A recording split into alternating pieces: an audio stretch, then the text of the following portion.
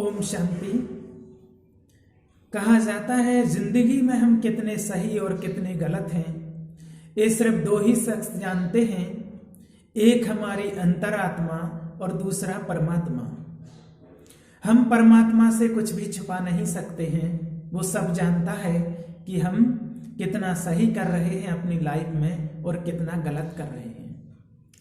लोगों से हम कुछ भी छिपा सकते हैं, लेकिन भगवान से हम कुछ भी नहीं छिपा सकते हैं। जब व्यक्ति मंदिर जाता है, पुण्य धर्म करता है, तो सोचता है कि भगवान देख रहा है, और वही व्यक्ति जब कोई पाप कर्म अन्याय करता है तो ये भूल जाता है कि भगवान देख रहा है। ये सोचता है कि भगवान अब नहीं देख रहा है, लेकिन भगवान हमेशा देखता है। इसलिए कहा जाता है जब कोई भी कर्म करो तो हमेशा याद रखो कि परमात्मा मुझे देख रहा है, उसका कैमरा 24 घंटे चालू है, ईश्वर ऑनलाइन है। ऐसा सोच करके अगर हम कर्म करेंगे तो हमेशा हम श्रेष्ठ कर्म करेंगे और पाप कर्मों से सदा के लिए बचे रहेंगे। आज व्यक्ति मंदिर जाता है अपनी संतुष्टि के लिए, कुछ पाने के लिए, मन संतुष्ट हो जाए उसके लिए। लेकिन कई लोगों के सवाल रहते हैं कि मंदिर जाने के बाद भी व्यक्ति को मन की संतुष्टि नहीं मिलती है, उसका कारण क्या है? भगवान से कनेक्शन नहीं जुड़ पाता है, उससे कारण क्या है?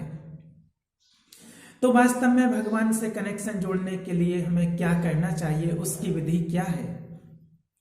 व्यक्ति मंदिर जाता है तो मंदिर जाते ही वक्त जैसे ही गेट के अंदर प्रवेश करता है तो सबसे पहले अगर वो उसके पास कोई भी चमड़े की वस्तु है, अगर बेल्ट है, पर्स है या कोई भी चमड़े की वस्तु है, तो उसे वो गेट के बाहर ही छोड़ करके जाता है कि अंदर चमड़े की वस्तु लेकर के नहीं जाना है।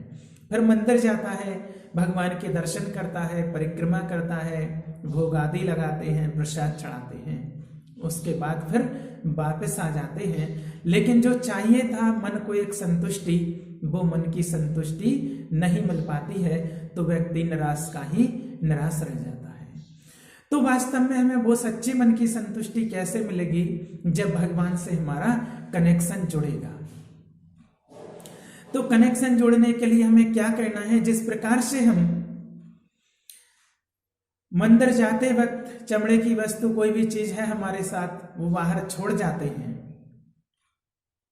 उसी प्रकार से हमें चमड़े की वस्तु को तो बाहर छोड़ गए, लेकिन वास्तविक एक और हमारे साथ में चमड़ा है, जो हमारे शरीर बॉडी बनी हुई है, ये भी चमड़ी से बनी हुई है।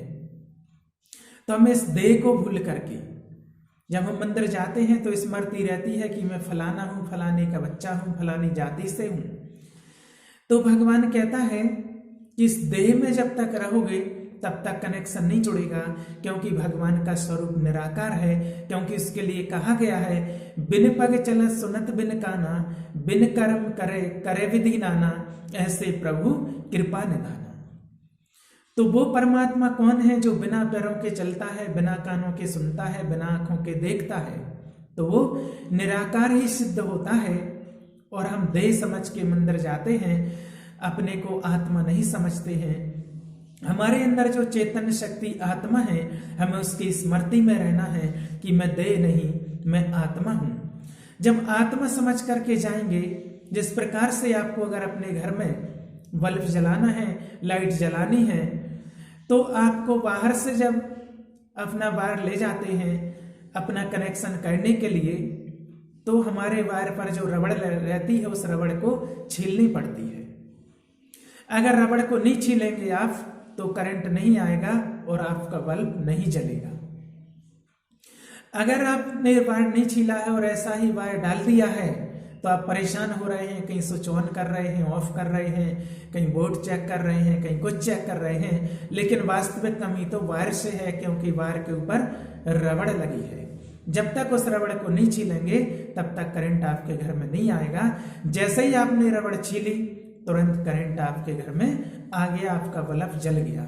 सेम इसी प्रकार से अगर हमें अपने अंदर प्रकाश लाना है, हमें भगवान से कनेक्शन जोड़ना है।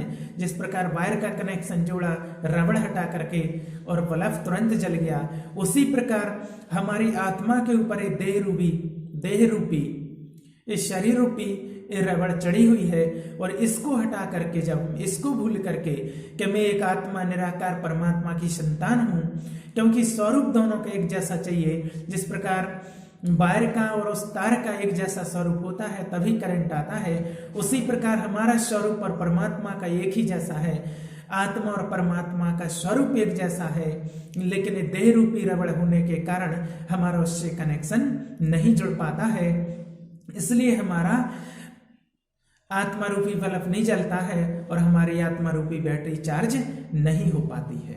इसलिए हमें अपने को आत्मा समझ करके और मंदिर जाएंगे और भगवान के सामने बैठेंगे, उसका ध्यान करेंगे, तो हमारा कनेक्शन ईश्वर से जुड़ेगा।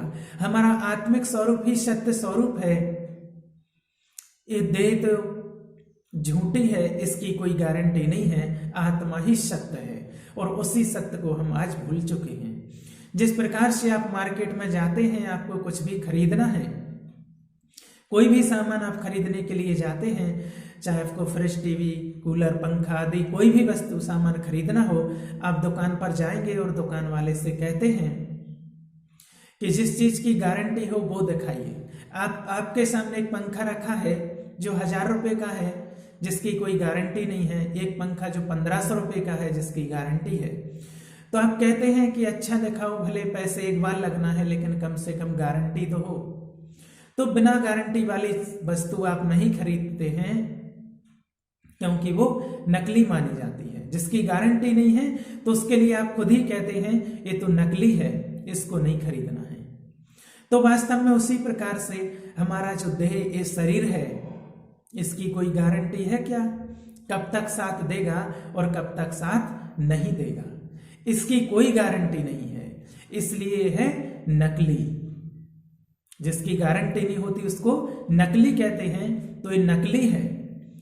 तो इस नकली के चक्कर में हम असली आत्मा को भूल चुके हैं, लेकिन वास्तविक हमारा स्वरूप आत्मा ही है। तो जैसी विधि बताई गई है आपको, उसी विधि से अपने को आत्मा समझ के और उस परमात्मा का ध्यान करेंगे तो आपका कनेक्शन उस परमात्मा से जुड़ जाएगा और आपका मन और आपकी आत्मा रूपी बैटरी दोनों चार्ज रहेंगे।